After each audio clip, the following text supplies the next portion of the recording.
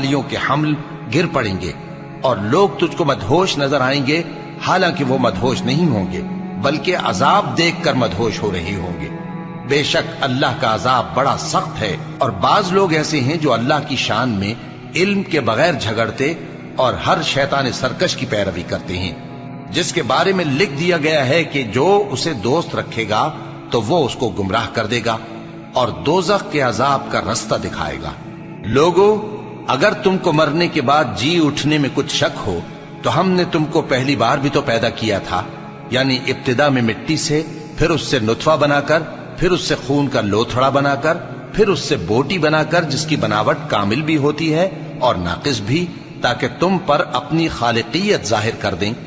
और हम जिसको चाहते हैं एक मियाद मुकर्रर तक पेट में ठहराए रखते हैं, फिर तुमको बच्चा बनाकर निकालते हैं, फिर तुम जवानी को पहुंचते हो और